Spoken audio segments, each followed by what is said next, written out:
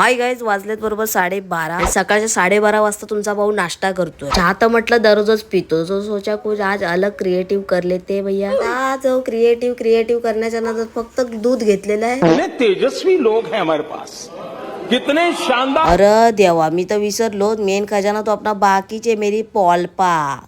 ये देखो रे दोस्तों, ताई ने काल केला अंडा घोटाळा. और बताइए जनाबे आलम, और जीवन में क्या ही सुख मांगता है असं रात्रीचं कराय को आणि सकाळ के खाणे का. म्हटलं की थोडस स्केचेसच्या ऑर्डर्स कम्प्लीट करून घेऊया. ही ऑर्डर जी आहे ती आपल्याला मलाड वरून आलेली आहे. एक छोटासा बेबी आहे, मस्त कलर पोर्ट्रेट होता. भाई किती क्यूट बेबी आहे. बाय द वे, तुम्हाला पण अशी कलर पोर्ट्रेट्स पाहिजे असतील आणि आता भाऊबीजसाठी मी 10% ऑफ ठेवलेला, नक्की बुक करा. स्केचचं काम कम्प्लीट करून झाल्यावर मी आणि मम्मी निघालो डॉक्टरकडे, क्योंकि क्या है, हमारी दीदी का गेम हो गेला है. ऍक्च्युली मी एक डॉक्टर गुगल वरून शोधून काढला होता, जो की खार रोड मध्ये आहे. खरं बघायला गेलं तर मम्मीला कुठलाच डॉक्टर चालत नाही, कारण एलर्जीचा विषय मेरी कोमो होता. आता उतरलो बँड्राला. हे खार रोडचं स्टेशन कडक बनवलंय बच्ची. घसा सुकला होता भाई, लिटरली. म्हटलं थोडस आईच्या गावात. मम्मीची कंटिन्यू 3-4 दिवस धावपळ होत होती. म्हटलं की थोडासा चिल लाईफ दे देते. आई वडिलांसाठी कराल तर पुढे जा. फायनली मम्मीला घेऊन आलो डेंटिस्ट कडे, जो की मी तुपका लावला होता. आणि भाई बघा ना, हे कसलं भारी बनवलंय यार. फायनली डॉक्टरांना दाखवलं. डॉक्टर म्हटले इथे नाही होणार, तुम्हाला मोठ्या हॉस्पिटलमध्ये फिजिशियनच्या हाताखाली तुम्हाला ते सगळं करावं लागेल. विषय दातांचा. ये हार्ड है भैया, ये तोरळ कर लोग ऐसा मॅटर करते बडा बडा. छोटा मोठा नाही करते, एकदम बडा करते. फायनली तुमचा भाऊ आलेला आहे. नुसताच जो गलपटलो. व्हिडिओ आवडला तर लाईक करा, फॉलो करा.